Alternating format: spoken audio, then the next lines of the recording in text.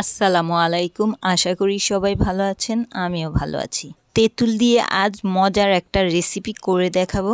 অল্প সময় অল্প উপকরণ দিয়েই এটা তৈরি করে নেওয়া যায়। এর জন্য আমার প্রয়োজন শুকনো মরিচ, তেঁতুল, রসুন আর লবণ। এই উপকরণগুলো দিয়েই এটা ঝটপট তৈরি করে নেওয়া যায়। ফার্স্টে সবগুলো উপকরণ ভালো করে ধুয়ে নেওয়া হয়েছে। দেন শুকনো মরিচের সাথে হালকা পরিমাণে লবণ দিয়ে শিলপাটায় বেটে নিচ্ছি। এটা ব্লাইন্ডারও ব্লাইন্ড করে নেওয়া যায়, তবে পাটায় বেটে নিলে বেশি মজা হয়, এর জন্য আমি পাটাতেই বেটে নিচ্ছি। বেটে নেওয়া মরিচগুলো বেশি মিহি করা যাবে না, আবার একেবারে মোটাও রাখা যাবে না। আমি 3 বারের মতো মরিচটাকে শিলপাটায় ভালো করে পিষে নিয়েছি। আর করব না, তাহলে বেশি মিহি হয়ে যাবে। তেঁতুলের এই ভর্তাটা এমনিতেও খাওয়া যায়, ভাত দিয়েও খাওয়া যায়। এটা খেতে খুবই মজার, গরমের দুপুরে এটা খেতে খুবই ভালো লাগে।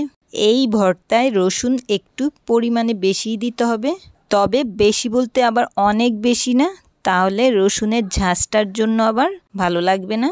মোট কথা সামান্য পরিমাণ একটু বাড়িয়ে দিতে হবে। মরিচগুলো বেটে নেওয়া হয়ে গিয়েছে, এবার ধুয়ে রাখা রসুনগুলো দিয়ে এটার সাথে বেটে নেব। আমি এতটুকু মরিচের সাথে এই পরিমাণের রসুন নিয়ে নিয়েছি।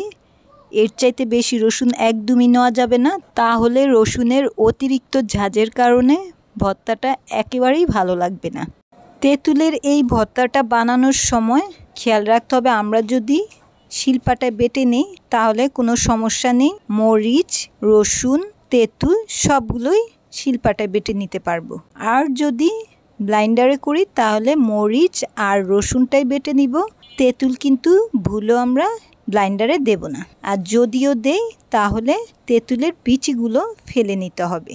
শিলপাটায় তৈরি করলেও বিচিগুলো ফেলে নিলেও হয়, আবার না ফেললেও হয়, এটা কোনো সমস্যা হবে না। বাট ব্লাইন্ডারে বিচি অবশ্যই দেওয়া যাবে না, বিচি ফেলেই ভর্তাটা বানিয়ে নিতে হবে। রসুনগুলো মরিচের সাথে বেটে নেওয়া হয়ে গিয়েছে, এবার ধুয়ে রাখা তেঁতুলগুলো দিয়ে ভালো করে বেটে নিব। তেঁতুলগুলো ফার্স্টে ধুয়ে রেখেছিলাম, তাই তেঁতুলগুলো নরম ছিল, এর জন্য এগুলো বেটে নিতে ইজি ছিল। নতুবা শক্ত থাকলে এটা বেটে নিতেও সমস্যা হতো, আবার মরিচ ও রসুনের সাথে ভালোভাবে মিক্সড হতো না।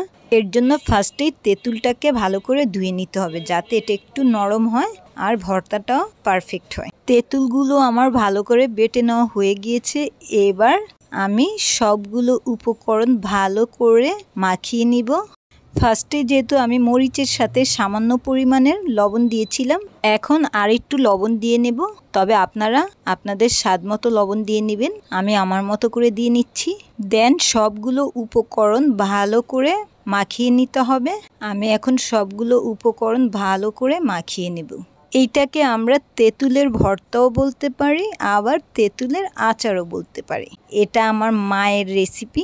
আমার মায়ের হাতে এটা খুবই মজা হতো, আমাদের হাতেও মজা হয়, বাট বলে না মায়ের হাতে তৈরি করা কোনো কিছুর সাথে অন্য কারো তৈরি করা কোনো কিছুর তুলনা হয় না, সেই রকম একটা ব্যাপার আর কি। আপনারা চাইলে এটার সাথে সামান্য পরিমাণ চিনিও দিয়ে নিতে পারেন, বাট এটা চিনি বাদে টকই খেতে বেশি টেস্ট। কারো যদি হেডেক থাকে, এটা খেলে সঙ্গে সঙ্গে হেডেক চলে যাবে। এই ভর্তা অথবা আচার যেটাই বলি না কেন, এটা বেশি দিন রাখা যায় না। ফ্রিজে নর্মাল টেম্পারেচারে বড়জোর 1 সপ্তাহ রাখা যাবে। এর জন্য আপনারা যখনই এটা তৈরি করবেন সামান্য পরিমাণ করেই তৈরি করবেন, যেহেতু এটা বেশি দিন রেখে খাওয়া যায় না, এর জন্য এটা অল্প পরিমাণ তৈরি করেই খেতে হবে। আপনারা বাসায় একবার হলো এটা ট্রাই করবেন, ট্রাস্ট মি, এটা খুবই মজার। আর অন্য কারো সামনে তৈরি করলে তার জিভে জল আসবে 100%। আমার এটা তৈরি করা দেখে কার কার জিভে জল আসলো আমাকে কমেন্টস করে জানাবেন। যারা টক পছন্দ করেন তারা একবার হলেও বাসায় এটা ট্রাই করবেন, আমার বিশ্বাস তাদের এটা খুবই ভালো লাগবে। আর যারা টক পছন্দ করেন না তারাও একবার হলেও ট্রাই করবেন, তাদেরও পছন্দ হবে, বিলিভ মি, খুবই মজার। আর যারা টক পছন্দ করেন না তাদের যদি এত টক ভালো না লাগে, আপনারা চাইলে হালকা চিনি দিয়ে নিতে পারেন। আমার তেঁতুলের ভর্তাটা কমপ্লিট, ভালো লাগলে সবাই আমাকে লাইক, শেয়ার, কমেন্টস এবং সাবস্ক্রাইব করে পাশের বেল আইকনটা অন করে দেবেন। আর আমার পরবর্তী ভিডিও দেখার জন্য চোখ রাখবেন আমার চ্যানেলে। আজ এই পর্যন্তই।